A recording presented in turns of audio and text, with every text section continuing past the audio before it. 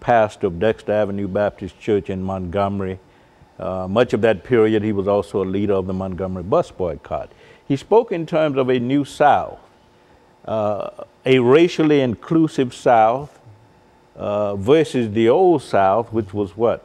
Racially separatist, characterized by secessionism and the Civil War and Confederate tradition. Dr. King wanted to get rid of that whole old South tradition and to bring into being what he called a new South, which would be a racially integrated South, a South, as he put it, that would experience a social, political, and economic boom. That's what he had in mind when he spoke in terms of the New South. He was speaking on a regional level, and this is how his beloved community vision found expression on the regional level.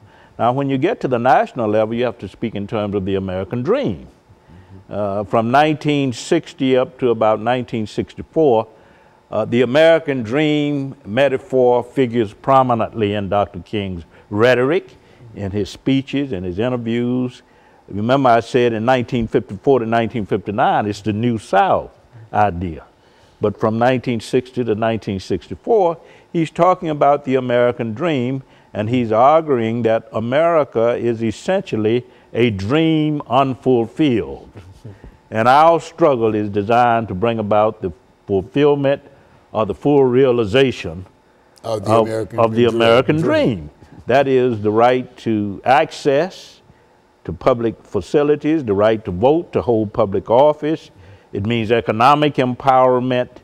It means the right to the pursuit of happiness. This is what Dr. King was talking about in that period from 1960 to 1964. If you listen to his speech at Lincoln University in June 1961, it's entitled The American Dream, and he's talking about the importance of black people becoming a part of representative democracy, becoming a part of participatory democracy, and having the full rights and privileges of all other Americans.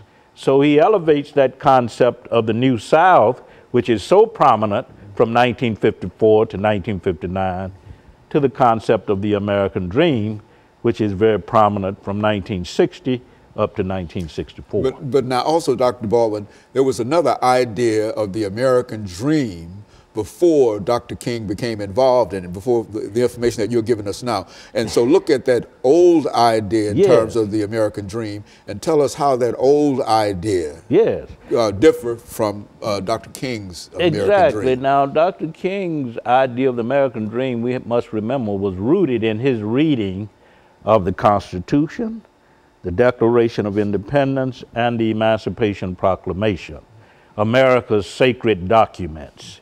And he always said that I'm not the first proponent of this idea of the American dream. It goes back to the founding fathers and others. But we have to understand that we have to take that vision further than they did. When they spoke of all men being created equal, endowed by their Creator with certain inalienable rights, they were talking about an ideal that we need to always work toward. They were working toward that ideal. We need to work toward that. Even during slavery, there's an idea that that can happen. That can become a reality. Yeah, Dr. King breaks with the founding fathers. He says, but they put in place a principle that can be universal. So we need to what? Expand on that vision and pursue the American dream in a different kind of way.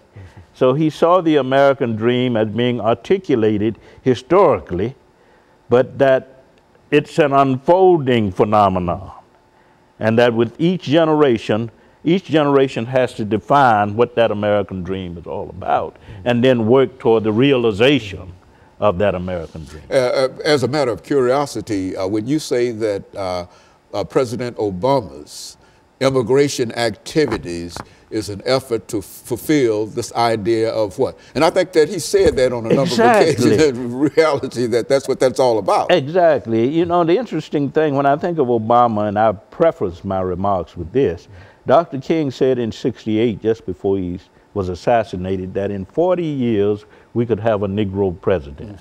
In '08, Obama is elected. That's 40 years. That's Dr. King, too. And I think there's a book by Earl O'Cara Hutchison, I think, called From Obama to King.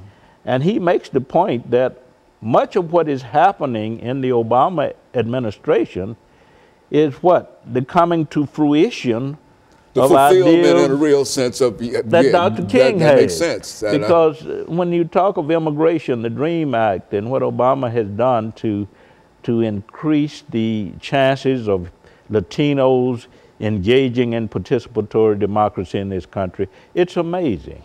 And I think that immigration initiative on the president's part is very much in line with Dr. King's dream of the beloved community, because it is a community, it is a situation that involves the coming together of peoples of all racial and ethnic backgrounds to experience the fullness of what it means to be children of God.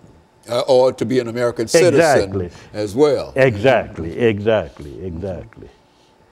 And so in a real sense, I think we've got about a minute and a half during this second segment. But in a real sense, the dream continues under President Obama. Exactly. The American dream, I said Dr. King articulated that concept on a prominent level from 60 to 64, but he understood it as an unfolding phenomenon, that the American dream is always in the process of becoming, always in the process of being realized for each generation that comes along. That's what made it a reality and real. Yes. It was something that was always in anticipation of others becoming a part of that that early dream. That's right, that's right. And I might, you know, say that certainly the American dream